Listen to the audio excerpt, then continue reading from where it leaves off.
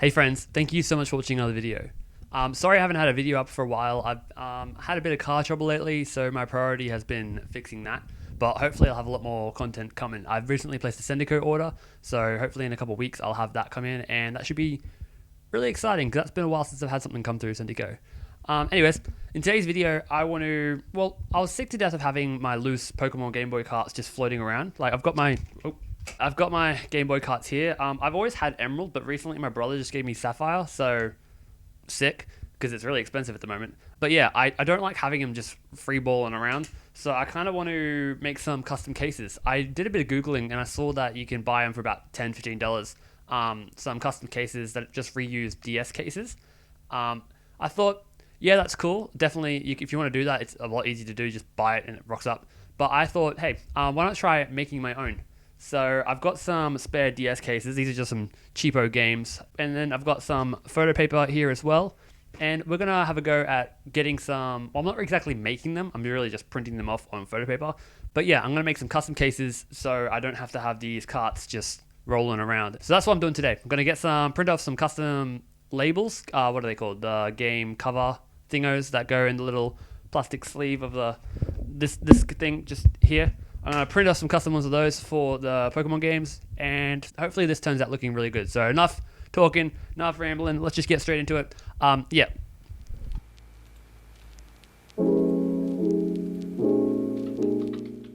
Alright, so the first thing we want to do is go to the cover project. They have a massive selection of game covers to choose from. Just search what you're after in the top corner and see if they have it. Usually they do.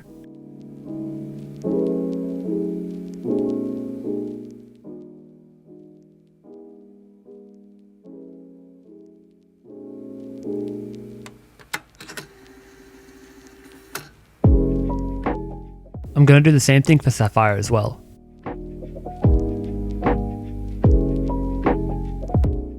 Usually with game covers, they're all the American version, so I'm going to throw the Australian rating on the cover to make it look like the Aussie version.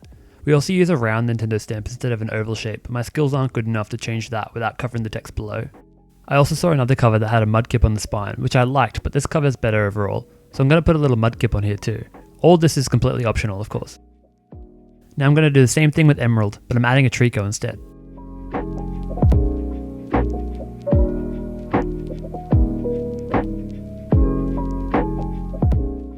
Once you're happy with any changes you want to make sure you save it. There are probably better programs to use, but it's easy to just use Word. All I do is switch the layout to landscape and then reduce the margins so we have more room, then drag over the cover we want to print.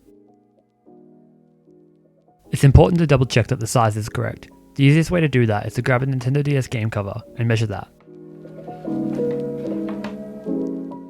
On the top we have about 27.7 centimeters. It's mainly the top measurement we need, but you can also measure the sides to make sure it's close. On the side is about 11.7. After we have the measurements, transfer them into Word and it should automatically adjust the side to the correct length as well. Then we are ready to print off a test cover. For the test print, I'm just printing in black and white at a lower quality on normal paper, just to make sure it's a perfect size and that the printer is working properly. Quickly trim up the test piece and see how it fits.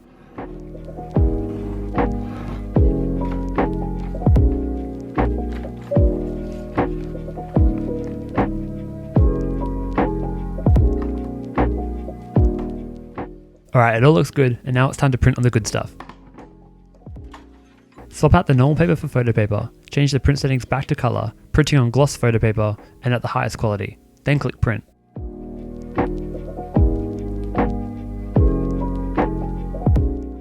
It took like 3 minutes to print, but it looks great, so now it's time for Sapphire.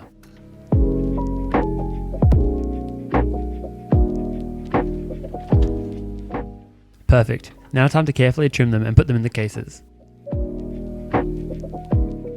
I use a razor and a straight edge as I feel it gives a better straighter cut compared to just using scissors, but use what you have.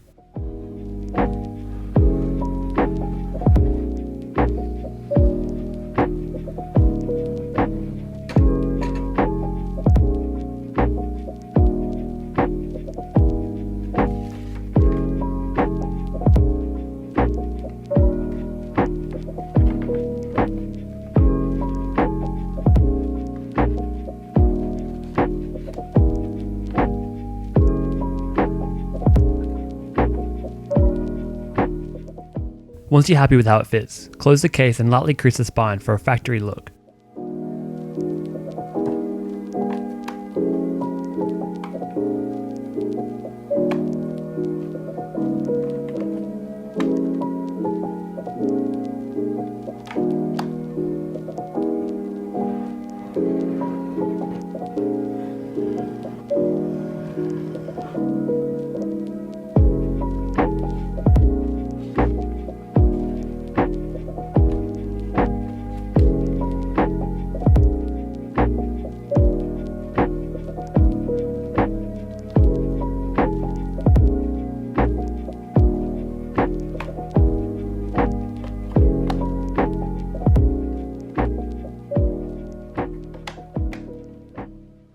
And there you go, just like that, we're all done. And I have to say, they look awesome.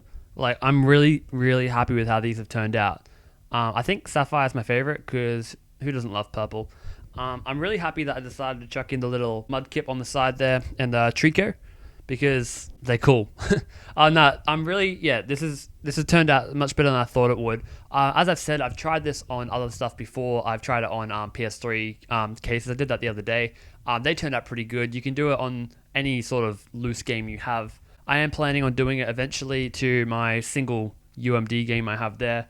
I've got some UMD cases coming through, but they're not here at the moment. So hopefully I can do the same thing for that. Probably won't make a video on that though, because it's a similar thing. The only thing is, if you're doing it for cases that aren't something like this, because these obviously never came out from the factory, if you're making reproduction cases, don't sell them as genuine cases. Don't be dodgy like that. Put a little reproduction label in the bottom or something like that, or even just specify, hey, these aren't real. But yeah, don't be dodgy. Just do it for cool stuff like this. I'm really happy with how these turned out. As I said, you can buy these if you don't want to do it yourself. You can buy them on eBay or Etsy, stuff like that. They're usually about $10 to $15 each. So, but for this, I spent $12 on photo paper. It was 20 sheets for $12. If you want to buy in bulk, you can probably get it cheaper as well. And I'll be honest, I had to go out and get a new printer because my one, I tried it and it was the worst quality print I've ever seen. It was terrible. The printer just died. So I wasted a sheet there. So I decided to whack it in some normal paper so I can see that it looks decent coming out and then put it on the good paper after that. But yeah, I did spend $80 on a new printer, but usually everyone has a printer at home usually.